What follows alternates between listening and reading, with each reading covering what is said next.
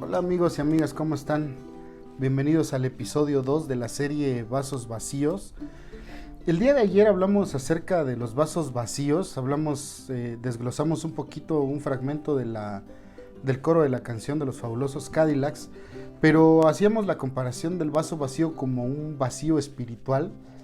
Pero el día de hoy vamos a analizar cómo el mundo actual ha provocado el vacío espiritual de muchas personas y la forma en cómo debemos saber controlar esta situación y sobre todo rendirnos ante la grandeza de Dios.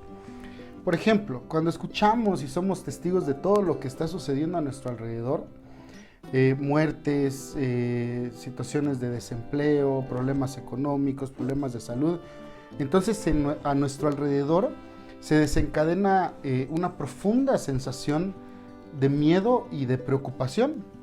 Y estos sentimientos nos llegan a asustar porque aparentemente nosotros tenemos todo bajo control y de repente todo nuestro mundo se sacude y se viene para abajo, se desmorona.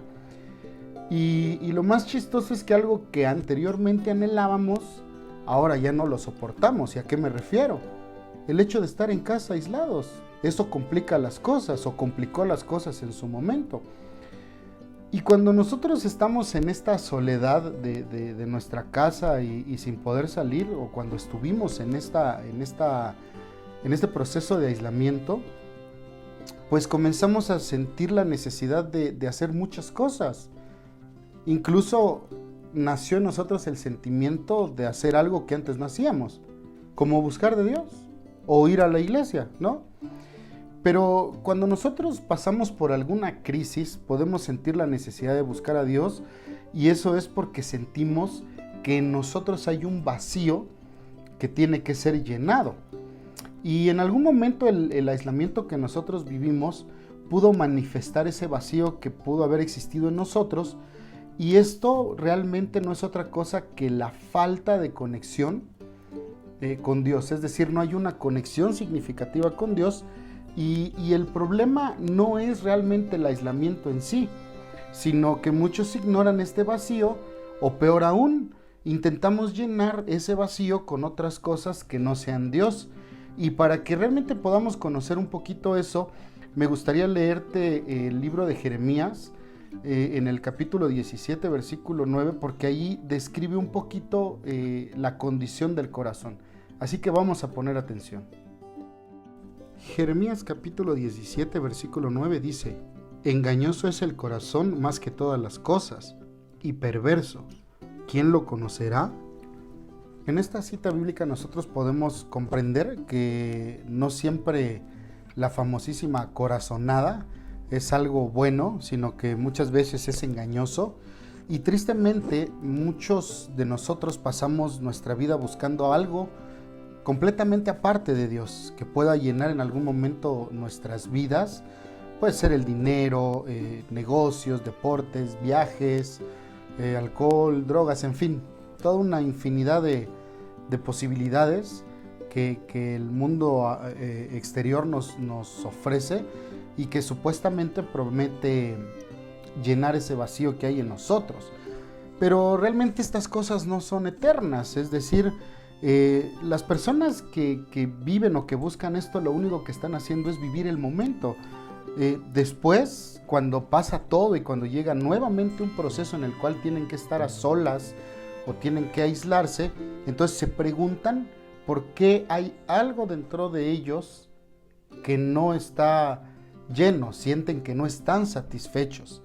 Es como querer meter una estaca cuadrada en un agujero redondo, es decir, el vacío que está destinado para que se llene solamente por Dios no se puede llenar con ninguna otra cosa. Desafortunadamente, nosotros buscamos y confundimos lo que realmente necesitamos con lo que está a nuestro alrededor. Entonces, para que comprendamos cómo realmente Dios es el único que puede llenar ese vacío, me gustaría leerte también otra cita bíblica. Acompáñame a leerlo. En el libro de Isaías capítulo 55, versículos del 1 al 3 dice: ¿alguien tiene sed? Venga y beba, aunque no tenga dinero. Vengan, tomen vino o leche, es todo gratis. ¿Por qué gastar su dinero en alimentos que no les dan fuerza? ¿Por qué pagar por comida que no les hace ningún bien? Escúchenme y comerán lo que es bueno, disfrutarán de la mejor comida. Vengan a mí con los oídos bien abiertos, escuchen y encontrarán vida. Haré un pacto eterno con ustedes, les daré el amor inagotable que le prometí a David. Con este versículo nos queda más que claro que Dios quiere llenar todo nuestro ser, quiere llenar nuestro interior, quiere llenar nuestros vasos vacíos, y obviamente esto es algo que nadie más puede llenar, no lo puede hacer absolutamente nadie, porque la forma en la que Dios llena nuestro interior es algo que se llena para siempre. Y como mencioné hace un momento, creemos que nuestros vasos vacíos los podemos llenar con nuestros propios recursos. Buscamos a personas que nos llenen y tal vez sin darnos cuenta esas personas están más vacías que nosotros, o peor aún, la gente nos busca para sentirse mejor, pero pues obviamente nosotros no podemos darles nada porque también nosotros estamos vacíos. Es decir, por ejemplo, un maestro no puede enseñar si no se prepara y si no llena sus vasos de contenidos que en algún momento puedan edificar a sus alumnos. En la parte espiritual sucede exactamente lo mismo. Debemos llenar nuestros vasos de oración, del estudio de la Biblia, pero sobre todo de estar en una comunión constante con el Espíritu Santo. Si no lo hacemos, es muy difícil que nosotros podamos acompañar a las personas que tienen una necesidad. Es decir, si nosotros tenemos al Espíritu Santo, se va a notar. Y te puedes hacer una pregunta: ¿cómo puedo ayudar a alguien si siempre me pasan cosas malas?